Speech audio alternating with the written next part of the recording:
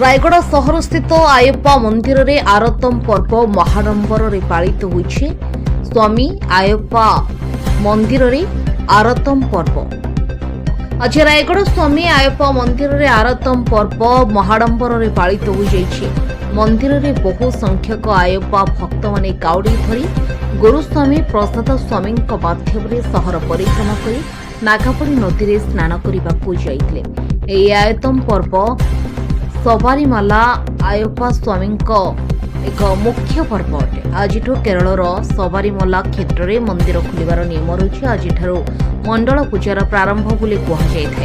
रायगढ़ आयप्पा मंदिर जिलार एक प्रसिद्ध मंदिर रूपे परिगणित होइछे। रायगढ़ जिले जेकेपुर आयप्पा स्वामी भक्त माने स्थानीय बालाजी मंदिर ठारू एक शोभायात्रा बाहरी ठाकुरंक प्रतिमा नहीं घंटा घंटा बाजा बजाय रोषणी करी बीसी रोड मंडप प्रतिष्ठा करी पूजार्चना करथिले। पूजारे बहु संख्यक भक्त और आयप्पा स्वामी दीक्षा नैथिबा भक्त उपस्थित थिले।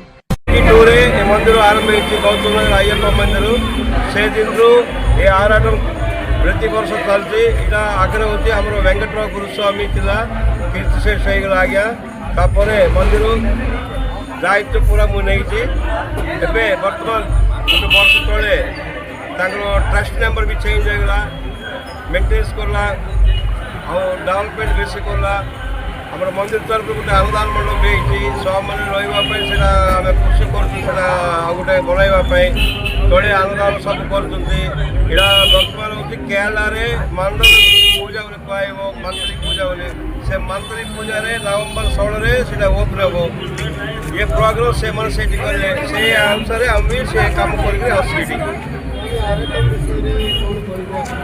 आराटम बोले यहाँ आगे एमती डायरी मंत्री पूजा किसी आज्ञा मंडलम पूजा बोले कह गोटे मकर ज्योति बोले गोटे एवं मंत्री पूजा बोले आम संक्रांति सब संक्रांति केमी जाऊँगी एवं से जाऊँ आगे से नवंबर 16 रु डिसेम्बर 25 पर्यंत मंडल जनवरी 1 रु जनवरी 22 पर्यंत मकर मेला संबंध में सीटा चलती से हिसाब से मंदिर ओपनिंग हम से हिसाब से आम ये दीक्षा करके आम से कार्यक्रम कर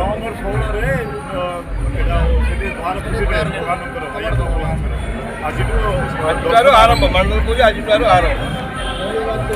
रायगढ़ सत्यनारायण दलाई रिपोर्ट G9 ओडिया।